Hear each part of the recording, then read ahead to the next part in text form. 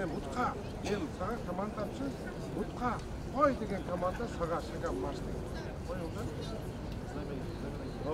Адам знамя келіп тұрады да, знамя келгеннен кейін мен Утқа қой деген. Осында саға қата.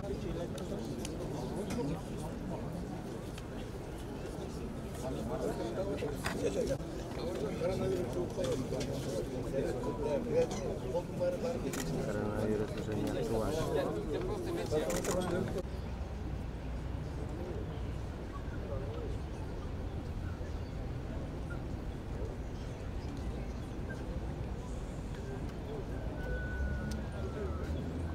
Жеңіс байрағының алдында түз тұр!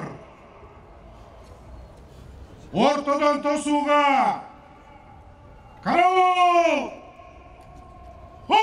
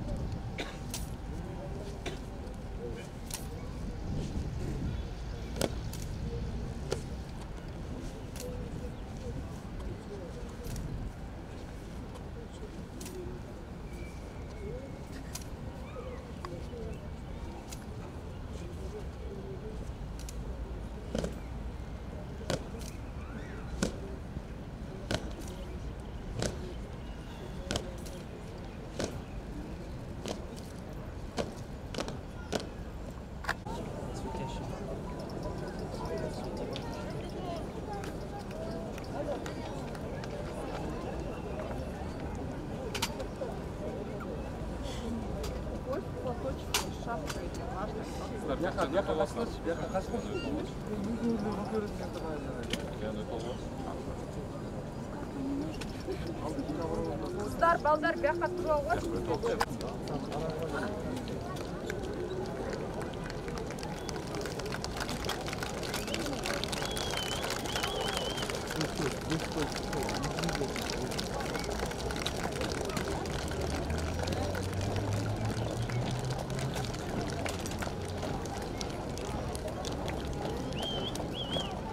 Dost, ver dost. Aman aman.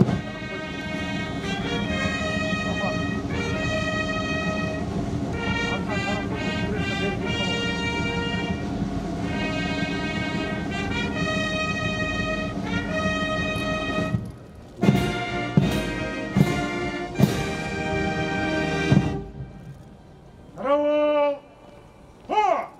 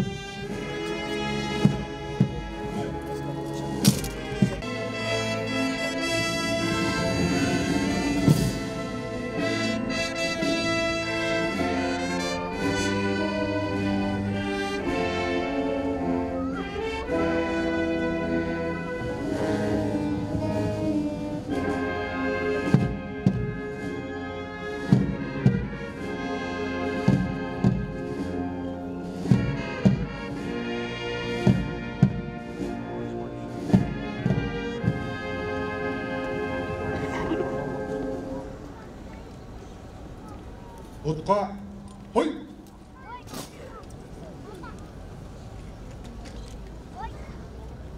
Hurmatlı Sadırlı Koçoviç, ardaqtуу Vatan Mekendик Soğuştuğun jana Oruktun ardagerleri, kadırlуу mekendештер, bardığınızdardı Ulu Жеңиш майрамы менен чын жүрөктөн куттуктаймын.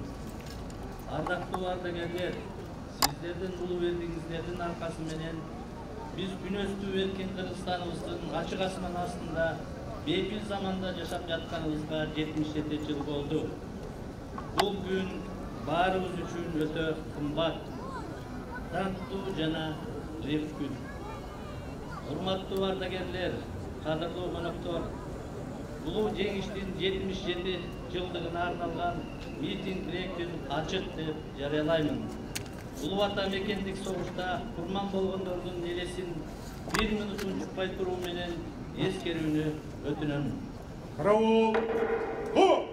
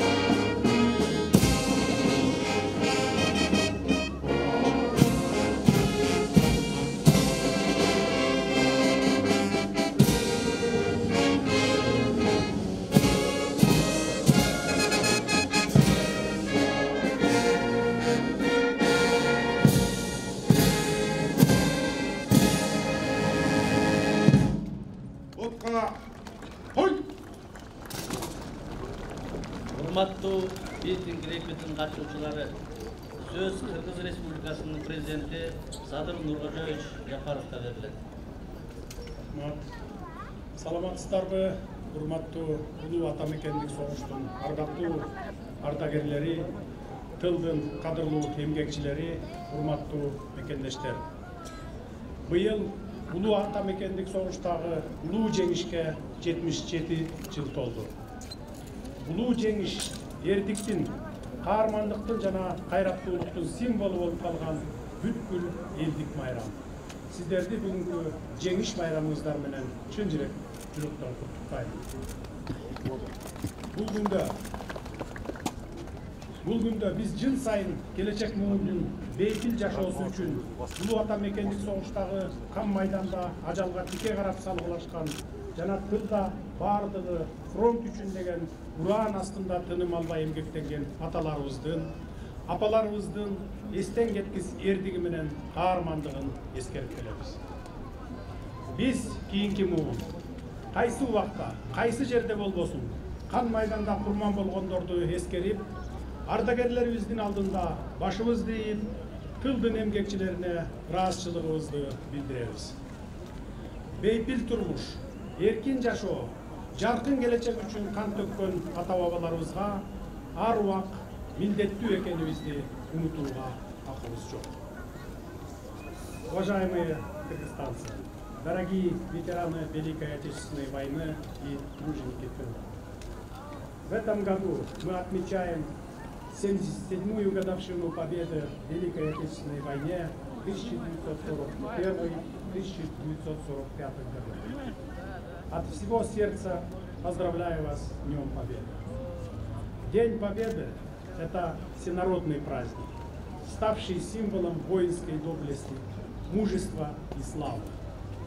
В этот день мы с особым чувством уважения вспоминаем беспримерный подвиг наших отцов и дедов, отважно сражавшихся на фронтах Великой Отечественной войны и самоотверженно трудившихся в тылу во имя великой победы, мирной жизни и свободы будущих поколений.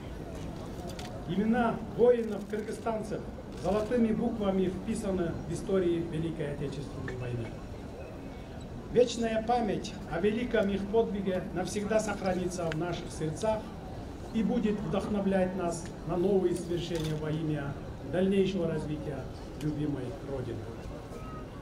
Мы склоняем голову перед ветеранами, отдаем дань памяти павшим в боях и выражаем благодарность труженикам тыла. Мы не имеем права забывать тех, кому обязаны своей жизнью и своей свободой. Урматтуу мекендештер, улуу жеңишке жетүүдө биздин аталарыбыздын, апаларыбыздын салымы зор деп башыбызды бийик көтөрүп, сыймыктануу менен айта алабыз. Алардын өлбөс өчпөс эрдиктери, атуулдук ар намыстын эң жогорку үлгүсү катары эч качан эстен чыкпайт. Кыргызстандык жоокерлердин даңазалуу эрдиктери жүрөгүбүздүн түптүрүндө сакталат. Улуу ата мекендик согушка 360 миңден ашык кыргызстандык катышып, алардын 150 миңден ашууну көрсөткөн эрдиги жана баатырдыгы үчүн мамлекеттик сыйлыктарга татышкан. Ошондой эле 22 жердешибиз даңк орденинин толук кавалери, ал эми 77 мекендешибиз Советтер Союзунун баатыры атагын күтүп, эң жогорку даражадагы сыйлыктарга алышкан. Согуш деген согуш, тилекке каршы 100 миңден ашуун жердешибиз кам майданда курман болуп, көптөрүнүн дайыны чыкпай калган. Анткени менен канча мезгил өтсө дагы ата-бабаларыбыз бүткүл адамзатты фашизмдин туткунунан куткарып, өз өлкөсүнүн жана жер шарынын элдеринин бактысы үчүн курман болгондугун эч ким эч качан унутпайт. Тилекке каршы жыл өткөн сайын кан күйгөн согушта ар бир демин ата мекенге арнап, бизге чыныгы жеңишти тартуулаган ардагерлерибиздин катары сүйүлүүдө. Аларга майрам күнү гана көңүл бурбастан дайыма кам көрүү биздин милдетибиз. Урматтуу согуштун жана тылдын ардагерлери, сиздердин фронттогу баатырдыгыңыздар, тылдагы кайратман эмгегиңиздер үчүн дагы бир жолу башымды ийип таазим кылам. ден соолугуңуздар бекем болсун, күйлүү күчтүү болуп арабызда аман болуңуздар, асманыбыз ачык, көңүлүбүз тынч болсун, Кыргызстанда ар дайым тынчтык өкүм сүрсүн.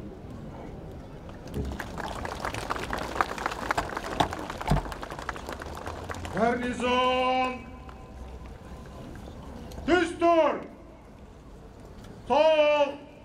Hu! Düzleniyor yongu!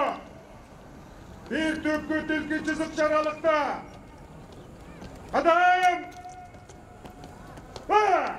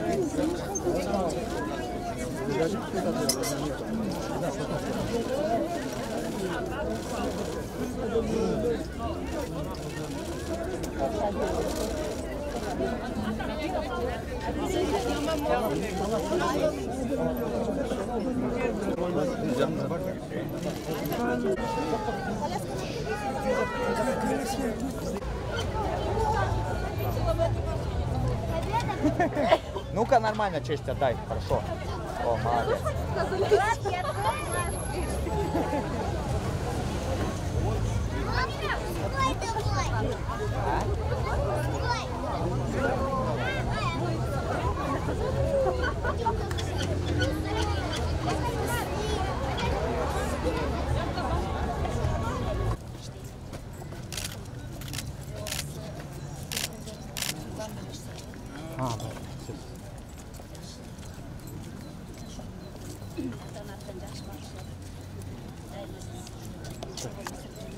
Az var çok artta getiriyoruz.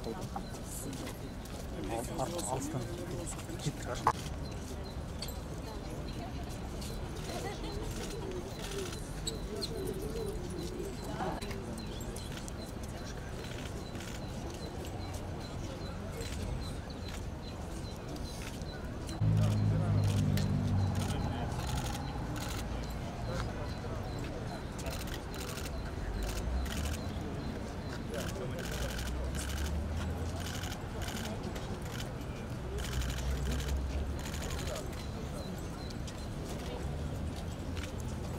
Özmer büyük palatlara girip çay içecekler.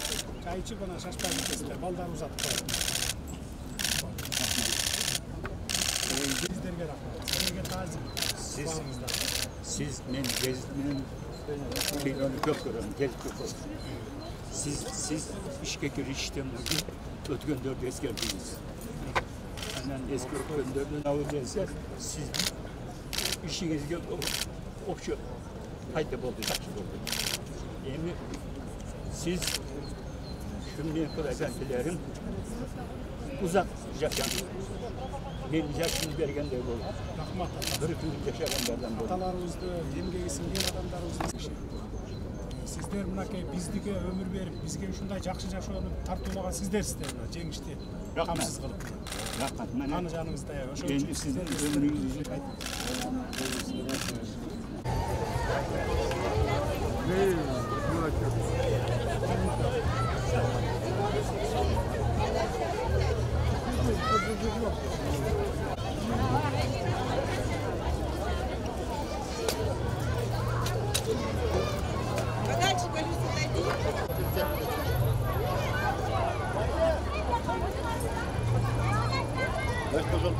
Selam, şuna kurban olayım.